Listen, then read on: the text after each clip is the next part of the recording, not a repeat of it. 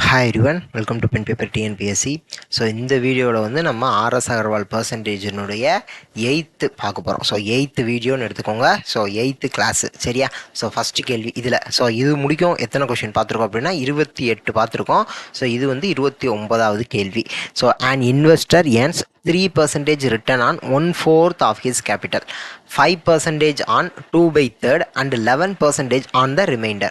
What is the average rate of return he earns on his total capital? ஒரு முதலீட்டாளர் தனது முதலீட்டில் 1/4 பங்கிற்கு 3% லாபத்தையும் 2/3 பங்கிற்கு 5% லாபத்தையும் மற்றும் மீதமுள்ள பங்கிற்கு 11% லாபத்தையும் பெறுகிறார் எனில் அவரது முதலீட்டை பொறுத்து சராசரி லாப விகிதம் என்ன அப்படிங்கிறதான் கேள்வி. சரி, இப்போ நான் எக்ஸ்பிளைன் பண்ணுறேன். ஒரு இன்வெஸ்டர் மொத்தம் ஒரு 100 ரூபா போட்டிருக்காருப்பா. 100 ரூபா இன்வெஸ்ட் பண்ணியிருக்காரு. இந்த 100 ரூபாவில் 1/4, அதாவது இப்போ 25 ரூபான்னு வருமா, அந்த 25 ரூபாய்க்கு 3% ரிட்டர்ன் கிடைக்குதான். 3% ரிட்டர்ன் கிடைக்குதான். இப்போ ஒரு 2/3 பங்குக்கு ஒரு 5% ரிட்டர்ன் கிடைக்குதான். அதுக்கப்புறம் மீதி அப்படிங்கிறப்ப நமக்கு இந்த 100ங்கிறது ஒரு பங்கு, இதில் 1/4யும் 2/3யும் கழிச்சிட்டா மீதி இருக்கும்ல, அதுக்கு 11% ரிட்டர்ன் கிடைக்குதுன்னு சொல்லிட்டாங்க. இப்போ என்ன நம்ம கிட்ட கேட்குறாங்க அப்படின்னா, what is the average rate of return he earns on his total capital? அப்போ இந்த 100 ரூபாய்க்கு அவர் மொத்தம் எவ்வளவு ரிட்டர்ன் வந்து வாங்கியிருக்காரு அப்படிங்கிறதான் கேள்வி. அப்போ இன்ட்டு 100% அப்படின்னு போட்டு இதுதான் நம்ம கண்டுபிடிக்க போகிறோம். ஓகேவா? இப்போ நான் 100 ரூபான்னு எடுத்துக்கிட்டேன், அதை நான் அப்படியே எக்ஸாக மாற்றிக்கிட்டேன்னா எனக்கு வேலை முடிஞ்சிருச்சு. இப்போ நம்ம கண்டுபிடிக்க வேண்டியது இதுதான். ஸோ இதை அவங்க வச்சுக்கோங்க. மொத்த ரிட்டர்ன் மேலே வரப்போகுது, கீழே அந்த மொத்த அமௌண்ட் வரப்போகுது, இன்ட்டு 100%, அவ்வளோதான். சரி, இப்போ நான் என்ன செய்ய போகிறேன் அப்படின்னா எக்ஸுக்கு மாற்றணும். அவ்வளோதானே, எக்ஸுக்கு மாற்றணும். இப்போ 100 ரூபாங்கிறது இன்வெஸ்ட்மெண்ட்டுன்னு எடுத்துக்கிட்டேன்னா, இப்போ இங்கே எக்ஸ் அப்படிங்கிறது தான் இன்வெஸ்ட்மெண்ட். அப்போ ருபீஸ் எக்ஸ் அப்படிங்கிறதா ஒரு மொத்தம் போட்ட முதலீடு. இதில் 1/4 பங்கிற்கு 3% லாபம். அப்போ 1/4 இன்ட்டு எக்ஸ் இன்ட்டு 3% தானேப்பா, 3%. ஓகேவா? ஸோ அப்போ இது ஓகே. அப்போ 3%, 1/4 எக்ஸுக்கு 3% லாபம் ப்ளஸ் போட்டுக்குவோம். ஏன்னா இது வந்து 3யுமே சேர்த்து தானே நம்ம கால்குலேட் பண்ணணும் எவ்வளோ ரிட்டனுங்கிறத. ப்ளஸ் அப்போ இதுக்கு நான் ப்ராக்கெட்டை போட்டுக்கிறேன். ப்ளஸ் 2/3 பங்கு இருக்குது. அப்போ 2/3 ஆஃப் எக்ஸ் இன்ட்டு 5% ரிட்டர்னு சொல்லிட்டாங்க. திருப்பி ப்ளஸ் மீதமுள்ள பங்கு எவ்வளோன்னு எனக்கு தெரியாது. அப்போ நான் 1 மைனஸ் 1/4 1 அதாவது 2/3 நீங்கள் போட்டேன்ல. அப்போ இதே மாதிரி இங்கே X minus 1/4x minus 2/3x அப்படின்னு போடணும். அப்போ இதுக்கு நான் எல்சிஎம் கண்டுபிடிக்கணுமா? அப்போ எல்சிஎம் கண்டுபிடிக்கணும் அப்படின்னா கீழே 12ன்னு போட்டுக்கிறேன். இங்கே மேலே இங்கேயும் 12ஆல் மல்டிப்ளை பண்ணணும். அப்போ 12x மைனஸ் இங்கே 3ஆல் மல்டிப்ளை பண்ணணுமா, மைனஸ் 3x, இங்கே 4ஆல் மல்டிப்ளை பண்ணணுமா, அப்போ 4 2 8ன்னு வரும், மைனஸ் 8xன்னு வரும். அப்போ 12xல் இங்கே ஒரு 8x, இங்கே ஒரு 3x, 11x போயிடுச்சுன்னா எக்ஸுன்னு வரும்ல. கரெக்டு தானே? அந்த கான்செப்ட் புரியுதுல? அப்போ எக்ஸுன்னு வரப்போகுது. கரெக்டு தானே? அப்போ எக்ஸுன்னு மேலே வரப்போகுது, கீழே 12ன்னு வரப்போகுது. அதுக்கு இன்ட்டு எவ்வளோனா 11%. அதுக்கு இன்ட்ரெஸ்ட்டுப்பா. அதுக்கு வந்து எவ்வளோ பர்சன்டேஜ் ரிட்டர்ன் வருது? 11% ரிட்டர்ன் வருது. இங்கே 1/4 பங்கிற்கு 3%, 2/3 பங்கிற்கு 5%, மீதமுள்ளங்கிறது எவ்வளோ நான் கால்குலேட் பண்ணிட்டேன். அதை எப்படி கால்குலேட் பண்ணிட்டேங்கிறது சொல்லிட்டேன். அதுக்கு 11% ரிட்டர்ன் வருதான்ப்பா. சரி, இதை 3ஐயும் நான் இப்போ முதல்ல ஆட் பண்ணணும். ஸோ நான் ஏற்கனவே என்ன சொல்லியிருக்கேன், இந்த ஆவரேஜ் ரிட்டனை மேலே போட்டு இந்த 3ஐயும் நான் கண்டுபிடிக்கிறேன், ஆட் பண்ணி இதை நான் மேலே போட்டுக்குவேன். கீழே என்ன போடணும், எனக்கு கேட்குறாங்க what is the average rate of return he earns on his total capital. அப்போ டோட்டல் கேபிட்டல் எக்ஸ், அப்போ கீழே எக்ஸுன்னு போடுவேன், இன்ட்டு 100ன்னு போட்ட பர்சன்டேஜில் எனக்கு ஆன்சர் வந்துடும். இதுதான் நான் கண்டுபிடிக்கணும். அப்போ நான் முதல்ல இந்த மேலே ஒரு முட்டையை போட்டிருக்கேன்ல, அப்போ இது 3ஐயும் ஆட் பண்ணிட்டேன்னு எனக்கு அந்த முட்டையில் என்ன சப்ஸ்டிட் பண்ணணுங்கிறது கிடச்சிடும். சரி, இப்போ நான் அதை பண்ண போகிறேன். இப்போ என்ன மேலே என்ன இருக்குது, 1/4x இன்ட்டு 3/100. 3% அப்படிங்கிறது 3/100 தானே, 3%ங்கிறது 3/100. ஓகே, போட்டாச்சு. அதற்கப்புறம் என்ன 2/3xன்னு வரும். அப்போ 2x/3. சரி, இந்த எக்ஸெல்லாம் இங்கே கொண்டு வந்துடுறேன். இப்போ இங்கே x/4 இருக்குது, இங்கே 2x/3 இருக்குது. மல்டிப்ளிகேஷன் எத்தனை பர்சன்டேஜ் இருக்குன்னா 5/100ன்னு போடணும். அப்போ 5%ங்கிறத 5/100ன்னு எழுதிக்கிட்டேன். ப்ளஸ் இங்கே என்ன இருக்குது, x/12 இன்ட்டு 11%. அப்போ x/12 இன்ட்டு 11% 11/100ன்னு எழுதிக்கிட்டேன். ஓகே தானே? சரி, இப்போ வேறு ஏதாவது கேன்சல் பண்ண முடியுமா அப்படின்னு ட்ரை பண்ண போகிறேன். இல்லை அப்படின்னா இந்த 1/100 வெளியே காமனாக எடுக்க ட்ரை பண்ணலாம். இல்லை இங்கெல்லாம் கேன்சல் ஆகுது, இங்கே கேன்சல் பண்ணோம் அப்படின்னா 20ன்னு வரும். அப்போ அதெல்லாம் நான் கேன்சல் பண்ணி கூட வச்சுக்கலாம். இல்லை 1/100 வெளியே மொத்தமாக எடுத்துக்கிட்டாலும் ஓகே, ஒன்றும் பிரச்சனை கிடையாது. 1/100 நான் மொத்தமாக வெளியே எடுத்துக்கிறேன். அப்போ இங்கே மேலே 5 இருக்குது, இங்கே 100 இருக்குது. அப்போ 1/100 நான் மொத்தமாக வெளியே எடுக்க போகிறேன். அப்போ இங்கே மீதி என்ன இருக்குது? 3x/4 இருக்கும். ப்ளஸ் இங்கே மீதி இங்கே 100 போயிடுச்சு. அப்போ 10x டிவைடட் பை 3 இருக்கும். ப்ளஸ் இங்கே 100 வந்துருச்சு. அப்போ இங்கே 11x டிவைடட் பை 12 இருக்குப்பா. சரி, இதுக்கு நான் எல்சிஎம் எடுக்கணும். இதுக்கு எல்சிஎம் எடுத்தால் 1/100 வெளியே எடுத்துக்கிறேன். இங்கே எல்சிஎம் 12ன்னு வரப்போகுது. 4 3 12, 3க்கு எல்சிஎம் எடுத்தால் 12. அப்போ இதை மேலே இங்கேயும் 3 மல்டிப்ளை. அப்போ 3 × 3x 9x ப்ளஸ் இங்கே மேலே கீழே 4 மல்டிப்ளை பண்ணணும். அப்போ 4 × 10x 40x ப்ளஸ் இங்கே அவ்வளோதான். அப்போ மேலே இங்கேயும் 1 தான் மல்டிப்ளை பண்ணுவேன். அப்போ 11xன்னு வந்துருச்சு. சரி, இப்போ 1/100 இன்ட்டு இங்கே ஒரு 11, இங்கே ஒரு 9. அப்போ 20 + 40 60x டிவைடட் பை 12 இருக்குப்பா. இங்கே 0, இந்த 0வையும் கேன்சல் பண்ணிக்கலாம். இதை கேன்சல் பண்ணால் 2ன்னு வரும். அப்போ x/20 எனக்கு ஆன்சர் கிடச்சிருச்சா? அப்போ எவ்வளவு ரிட்டர்ன் அப்படிங்கிறது இந்த 3 இதுலையும் இதில் அதாவது 1/4 பங்கு இருக்குது, 3%. அதுக்கப்புறம் இது 5%, இது 11. இது 3ஐயும் கூட்டினா எனக்கு எவ்வளோ ரிட்டர்ன் கிடைக்குது? x/20, அதாவது ருபீஸ் x/20. இப்போ 100 ரூபாய் நான் போட்டிருந்தேன் அப்படின்னா 100 டிவைடட் பை 20, அதாவது எனக்கு 5 ரூபா ரிட்டர்ன் கிடைக்குது. கரெக்டாக 100 ரூபாய்க்கு எனக்கு எவ்வளோ ரிட்டர்ன் கிடச்சிருக்கும் அப்படின்னா 5 ரூபா ரிட்டர்ன் கிடச்சிருக்கும். ஏன்னா இங்கே எவ்வளோ ரிட்டனுங்கிறத நான் x/20 நான் கால்குலேட் பண்ணியிருக்கேன்ப்பா. ஒருவேளை நான் 100 ரூபா இன்வெஸ்ட் பண்ணியிருக்கேன். அப்போ எக்ஸுக்கு பதிலாக 100ன்னு போடுவேன். அப்போ 5 ரூபா எனக்கு ரிட்டர்ன் கிடச்சிருக்கு. அதுதான் கான்செப்ட், வேறு ஒன்றும் கிடையாது. சரி, இப்போ x/20 நான் என்ன கண்டுபிடிக்க சொல்லியிருக்கேன்? இந்த முட்டையில் இருக்கிறத இப்போ அந்த x/20ன்னு சொல்லிட்டேன். அப்போ நான் அந்த இதில் சப்ஸ்டிட் பண்ணிடுவா, இங்கே நாக்குள்ளேயே போட்டுருவோம். அப்போ மேலே என்ன வந்துருச்சு? x/20ன்னு வந்துருச்சு. கீழே டினாமினேட்டரில் எக்ஸ்ன்னு வந்துருச்சு. இன்ட்டு 100% அப்படின்னு வெளியே போட்டுருணும். அவ்வளோதான். இந்த எக்ஸும் கேன்சல் பண்ணிக்குவேன். அப்போ சாரி, இங்கே என்ன இருக்கும்? 1/20 × 100 மட்டும் இருக்குது. கீழே டினாமினேட்டரில் 1 தான் இருக்கும். அதை அப்படியே விட்டுறலாம். அப்போ 1/20 × 100 இருக்குது. வெளியே பர்சன்டேஜ் இருக்குப்பா. சரி, இங்கே எழுத இடமில்ல, நான் எல்லாத்தையும் க்ளீன் பண்ணி விட்டுறேன். ஸோ அப்போ 1/20 × 100 வெளியே பர்சன்டேஜ் இருக்குது. அவ்வளோதானே? அப்போ கேன்சல் பண்ணேன்னா என்னென்னு வரும்? 5ன்னு வரும். அப்போ 5% அப்படிங்கிறத எனக்கு ஒரு ஆன்சர். அப்போ என்ன எனக்கு answer? 5%. Average rate of return எவ்வளவு அப்படின்னா 5%. எதுக்கு நம்ம கால்குலேட் பண்ணியிருக்கோம்? டோட்டல் கேபிட்டலுக்கு கால்குலேட் பண்ணியிருக்கோம். அவர் மொத்த முதலீடு செஞ்சதுக்கு நம்ம average rate of return calculate பண்ணியிருக்கோம். 5%ங்கிறது ஆன்சர் கிடச்சிருச்சு. ஓகேவா? சரி, இப்போ நெக்ஸ்ட் கொஸ்டின் பார்த்துடலாம். அதுக்கு அடுத்த கேள்வி. In a tournament, a player has record 40% of wins out of the total number of games he has played so far. In turn, is 2/5 of the total number of games he plays. What is the maximum percentage of the remaining games that the player can lose and still win 50% of all the games played? ஒரு தொடரில் ஒரு வீரர் இதுவரை விளையாடிய போட்டிகளில் 40% வெற்றி பெற்றுள்ளார். அவர் விளையாட வேண்டிய மொத்த போட்டிகளில் 2/5 பங்காகும். இது இந்த விளையாண்டு சரி, நான் எக்ஸ்பிளைன் பண்ணுறப்ப டீட்டெயிலாக சொல்கிறேன். ஃபஸ்ட்டு கொஸ்டினை படிச்சிருவோம். அடுத்து, மீதமுள்ள போட்டிகளில் அவர் அதிகபட்சமாக எத்தனை சதவீதத்தை இழந்தாலும் மொத்த போட்டிகளில் 50% வெற்றியை பெற முடியும். சரி, இப்போ ஒரு டோர்னமெண்ட்டில் ஒரு பிளேயர் விளாட்றாரு. இப்போ அந்த டோர்னமெண்ட்டில் சரி, இந்த டோர்னமெண்ட்டில் ஒரு பிளேயர் விளாட்றாருப்பா. சரியா? இந்த பிளேயர் விளாட்றாரு. அதில் 40% ஜெயிச்சிருக்காராம் மொத்தம் அந்த டோர்னமெண்ட்டாக விளாட்டில். இப்போ அந்த மொத்த டோர்னமெண்ட்டில் ஒரு 20 கேம் விளாண்டுருக்காருப்பா. அதில் 40% ஜெயிச்சிட்டாருன்னு வச்சுக்குவோம்.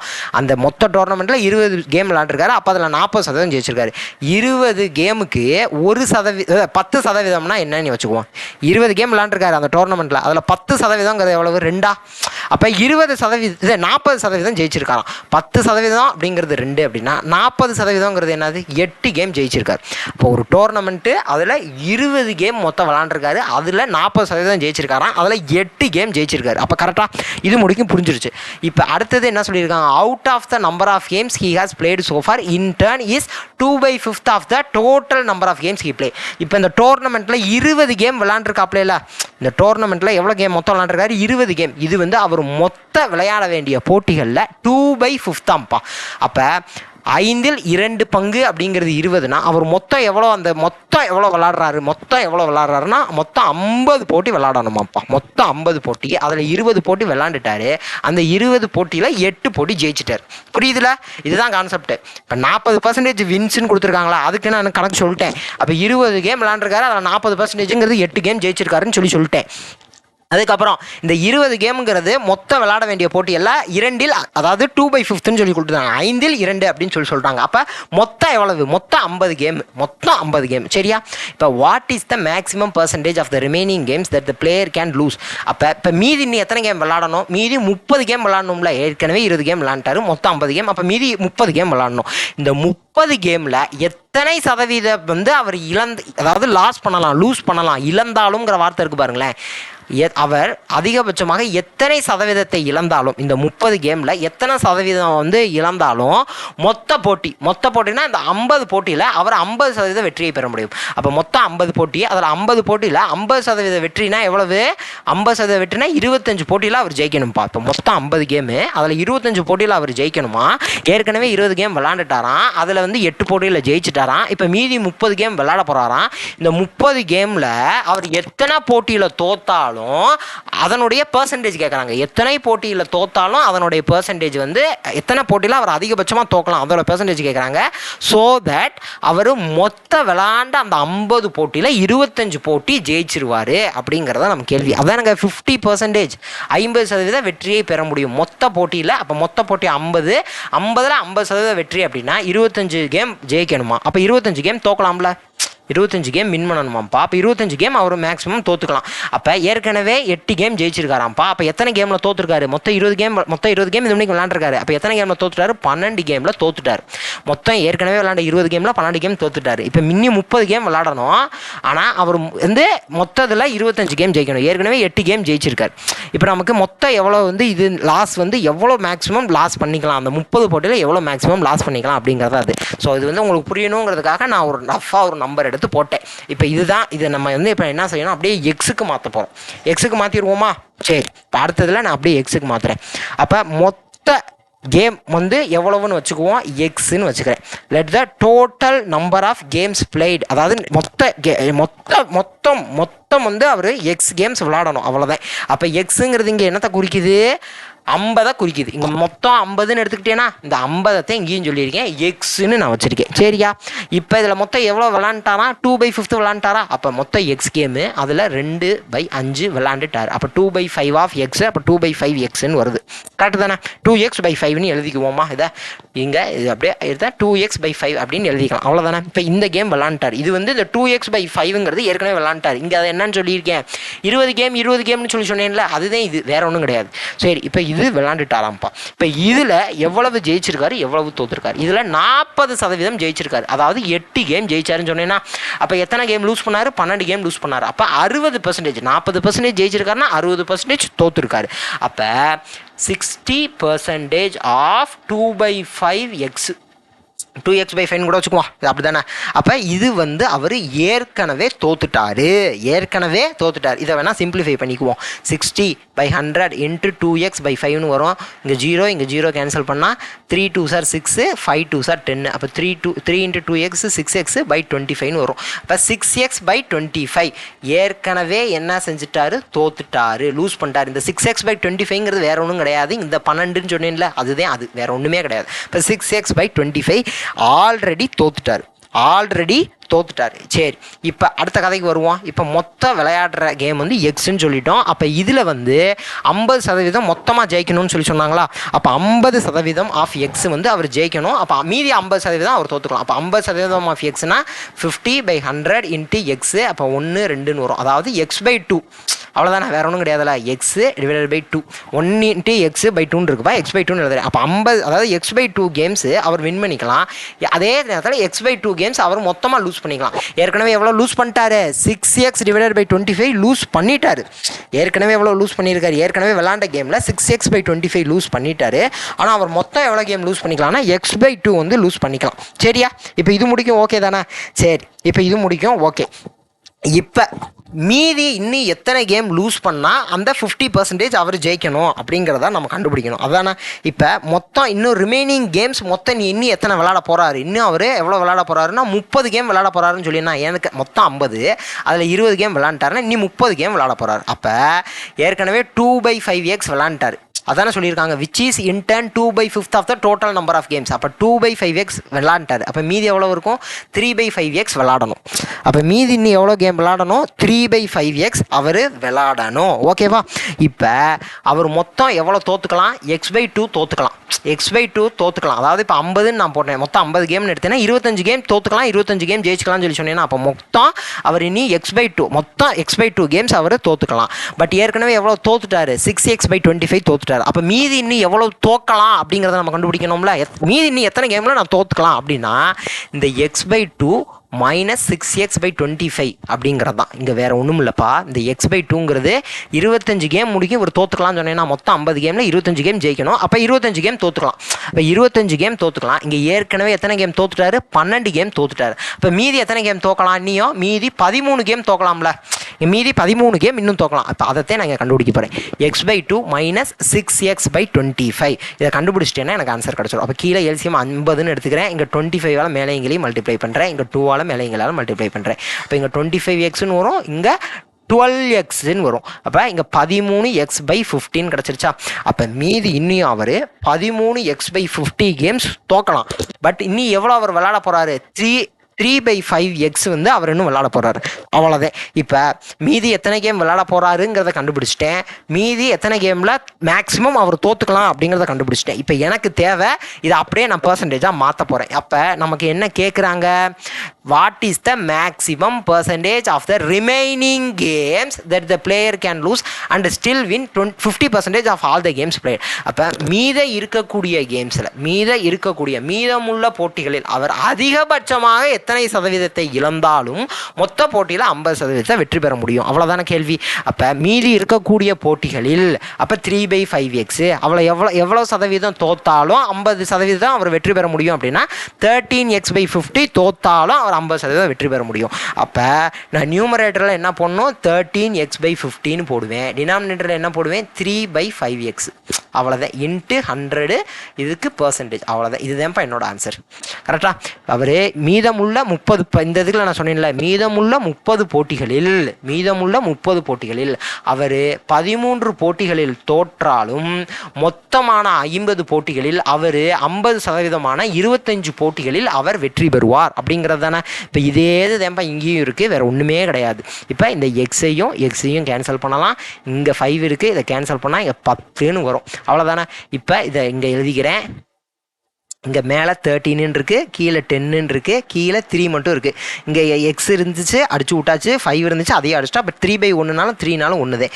இன்ட்டு 100 வெளியே பர்சன்டேஜை போட்டுக்குவோமா? சரி. இப்போ இது இங்கே நியூமரேட்டரில் இருக்குது. அப்போ மல்டிப்ளிகேஷனில் வந்துச்சு அப்படின்னா என்னவாகும்? நமக்கு இங்கே டினாமினேட்டரோட மல்டிப்ளை பண்ணணும்ல. அப்போ இங்கே 13 வருமா? 10 × 3 13 வரும். இப்போ இந்த ஜீரோவையும் என்னால் கேன்சல் பண்ண முடியும். அப்போ 13 × 10 டிவைடட் பை 3% அப்படிங்கிறது தான் எனக்கான ஆன்சர். அப்போ 130 டிவைடட் பை 3%. 13 × 10 130. அப்போ 130 டிவைடட் பை 3%. எப்போ டிவைட் பண்ணிடுவோம். 130 இங்கே 3 இருக்குது. 4 3s are 12ன்னு வரப்போது. மிச்சம் 1 10. அதுக்கப்புறம் 3 3s are 9 வரும். மிச்சம் 1 10 போகாத. அப்போ திருப்பி புள்ளி வச்சா 0, திருப்பி 3ன்னு வரும், திருப்பி 9. ஸோ இப்படியே தான் திருப்பி 1 இப்படியே போயிட்டே இருக்கும். அப்போ 43.333%. அப்போ 43.33% அப்படின்னு எழுதிக்கலாம் நம்ம ரவுண்ட் ஆஃப் பண்ணி. அப்போ 43.3% கூட எழுதிக்கோங்க. ஸோ அப்போ அவங்க கேட்ட கேள்விக்கான ஆன்சர் 43.33%. இப்போ இந்த நம்பரை வச்சு ஒரு தடவை நான் எக்ஸ்பிளைன் பண்ணிடுவா. இப்போ மீதமுள்ள 30 போட்டிகளில் அவர் 13 போட்டி தோற்றாலும் அவர் மொத்தமான 50 போட்டிகளில் 50% வெற்றியான 25 போட்டிகளில் அவரால் வெற்றி பெற முடியும். இவ்வளோதானே. இப்போ மீதமுள்ள போட்டி அப்படிங்கிறத நான் இங்கே என்னென்னு வச்சுருந்தேன்? மீதமுள்ள போட்டி 3/5xன்னு வச்சுருந்தேன். அதை நம்ம இங்கே டினாமினேட்டரில் போட்டோமா? அதே தான் இங்கேயும். அப்போ மீதமான போட்டி 30 போட்டி. அப்போ அவர் எவ்வளோ சதவீதம் தோற்றாலும் 50% வெற்றி பெற முடியும்னா இங்கே 13 இருக்கா? இங்கே நம்ம என்னென்னு எடுத்திருந்தோம்? அதைத்தான் எழுதுங்க ஒரு நிமிஷம். ஸோ இங்கே என்ன எடுத்திருந்தோம்? 13x/15 எடுத்திருந்தோம். அதுதான் இங்கே 13 இருக்குது. அப்புறம் இன்ட்டு 100 வெளியே பர்சன்டேஜ். அவ்வளோதான வேலை முடிஞ்சா. அப்போ இந்த ஜீரோவும் சேர்த்துட்டீங்கன்னா இங்கேயும் 130/3% வந்துருச்சா. 130/3ங்கிறது என்னது 43.3%. அப்போ 2 ஆன்சரும் ஒன்றா தான் வருது. நான் ஏதோ ஒரு நம்பர் எடுத்துக்கிட்டேன், அதை வச்சு நான் போட்டாலும் எனக்கு ஆன்சர் ஒன்றாத்தே வரும்.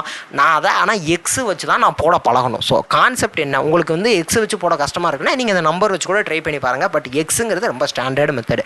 எக்ஸ் வச்சு போட்டு பழகிட்டிங்கன்னா உங்களால் எதை வேணால் போட முடியும். அதுக்கு தான். ஸோ இந்த நம்பர் அப்படிங்கிறது அந்த எக்ஸில் வரப்போகிறது, அவ்வளோதான். அந்த எக்ஸுக்கு பதிலாக அந்த என்ன நம்பர் அப்படிங்கிறது தான். ஸோ நம்பர் நான் உதாரணத்துக்கு மொத்த போட்டி 50 போட்டின்னு எடுத்துக்கிட்டேன். அதில் அந்த டோர்னமெண்ட்டில் வந்து அவர் விளாண்டது வந்து 2/5ன்னு சொல்லுவாங்க. அப்போ 50 போட்டியில் அந்த டோர்னமெண்ட்டில் அவர் விளாண்டது 20 போட்டி. அந்த 20 போட்டியில் 40% ஜெயிச்சிட்டாராம். அப்போ அதில் 8 போட்டி ஜெயிச்சிருக்காரு. அப்போ எத்தனை போட்டி தோற்றுருக்காரு? 12 போட்டி தோற்றுருக்காரு. இப்போ மீதி எத்தனை போட்டி விளையாடணும்? மொத்தம் 50 போட்டி. டோர்னமெண்ட்டில் 20 போட்டி விளையாண்டாரு. இப்போ மீதி 30 போட்டி இருக்குது. அப்போ அந்த 30 போட்டியில் எத்தனை போட்டி தோத்தாலும் மொத்தமான 50 போட்டியில் அவர் 50% வெற்றியான 25 போட்டியில் அவர் வெற்றி பெற முடியும். அப்படின்னா 25 போட்டியில் வெற்றி பெறணும் அப்படின்னா 25 போட்டியில் தோற்றுக்கலாம். அப்போ ஏற்கனவே 12 போட்டியில் தோத்துட்டார். அப்போ மீதம் இன்னும் எத்தனை போட்டியில் தோக்கலாம்? 13 போட்டியில் தோக்கலாம். இன்னும் எத்தனை போட்டி விளையாடுறதுக்கு இருக்குது? 30 போட்டி விளையாடுறதுக்கு இருக்குது. அப்போ 30 போட்டியில் அவர் 13 போட்டி தோக்கலாம். அவ்வளோதான். ஸோ இதுதான் கான்செப்ட். அப்போ அதனால தான் கீழே 30 வருது, மேலே 13 வருது, இன்ட்டு 100%. நான் ஏன் நம்பர்லையும் போடுறேன், எக்ஸ்லையும் போடுறேன்னா நீங்கள் நம்பரையும் எக்ஸையும் வச்சு ஈஸியாக கம்பேர் பண்ணிட்டீங்கன்னா இந்த கொஸ்டின் ஈஸியாக புரிஞ்சிடும். ஸோ ஒரு தடவை முதல் தடவை தான் கஷ்டமாக இருக்கும், அதுக்கப்புறம் ஈஸியாக இருக்கும். ஸோ நெக்ஸ்ட் வீடியோவில் பார்க்கலாம். So thank you to all. Thank you. So important concept இந்த கொஸ்டின். ஸோ அதுக்காக தான் இந்த 2 கொஸ்டினோட இந்த வீடியோவை முடிச்சுக்கிறேன். ஸோ நெக்ஸ்ட் வீடியோவில் பார்க்கலாம். தேங்க்யூ.